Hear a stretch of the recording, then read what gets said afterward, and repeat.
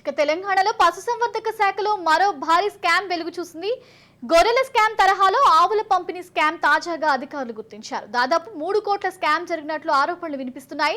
గొర్రెల స్కామ్ లో 2.10 కోట్లు మోసం జరగగా ఇప్పటికే 4 నిందితులను ఏసీబీ అరెస్ట్ చేసింది. ఇక ఆవుల పంపిణీలోనూ భారీగా అవకతవకలు జరిగినట్లు గుర్తించారు. రైతులకు బదులు ఇతర ఖాతాల్లోకి నిధులు జమ అయినట్లు తెలుస్తోంది. ఈ మేరకు ఏసీపీ డీజీకి పలువురు బాధితులు ఫిర్యాదు చేశారు. గొర్రెల పంపిణీలో స్కామ్ చేసిన ముఠానే ఆవుల పంపిణీలో నిధులు మళ్లించినట్లు అధికారులు గుర్తించారు. అయితే ఓవరాల్ గా ఇదే అంశానికి సంబంధించి మరింత సమాచారం మా క్రైమ్ బ్యూరో చీఫ్ ఇనారెడ్డి అందిస్తారు. ఇనారెడ్డి, మనం చూసుకుంటే తెలంగాణ పశుసంవర్ధక శాఖ సంబంధించి మొన్నటి వరకు గొర్రెల స్కామ్ అనుకుంటే ఇప్పుడు ఆవుల స్కామ్ ఒకటి తెరపైకి వస్తుంది. దీనికి సంబంధించి అప్డేట్ ఏంటి?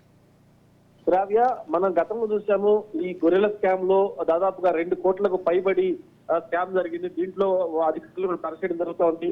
ఇప్పుడు అదే పశుసంవర్ధక శాఖలో మరో స్కామ్ ఎదురు చూస్తుంది.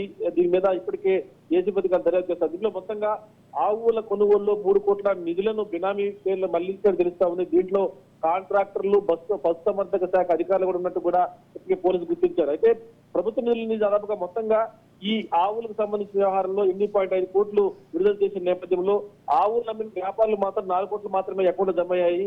ఆ మిగతా 4.5 కోట్లను కూడా మొత్తంగా బినామీ అకౌంట్స్ కు మళ్లించారని చెప్పేసి తెలుస్తా ఉంది. దీని మీద తమ అకౌంట్ లో డబ్బులు రాకుండా మిగతా వాళ్ళకి డబ్బులు రావడంతో రైతులు నిలదీయడంతో దాదాపుగా ముఠా సభ్యులు కేసు పెట్టదని చెప్పేసి దాదాపుగా ₹1,00,00,000 తిరిగిచ్చారు. అయితే తమకు ఇంకా మిగతా ₹3 కోట్ల రావాలని చెప్పేసి దీని మీద పశుసంవర్ధక శాఖ అధికారులను సంప్రదించిన తర్వాత ఈ విషయం కూడా ఏసీబీ దృష్టికి తీసుకెళ్తుంది. ఏసీబీ అధికారులు ప్రస్తుతం కేసు నమోదు చేసుకుని దర్యాప్తు చేస్తారు. మొత్తంగా దీంట్లో 4 కోట్లలో 1 కోటి వరకు ఇచ్చినా కూడా మిగతా 3 కోట్ల స్కామ్ జరిగిందని, ఇది కూడా అధికారులు తర్వాత కాంట్రాక్టర్లు అంటే పశుసంవర్ధక శాఖ అధికారులు కాంట్రాక్టర్లు కూడా ఈ డబ్బులను బినామీ అకౌంట్ ఏసీబీ గుర్తించి ప్రస్తుతం మీద మాత్రం ఏసీబీ అధికారులు కేసు నమోదు చేసుకుని దర్యాప్తు చేస్తా ఉన్నారు. Right, thank you Inna Reddy.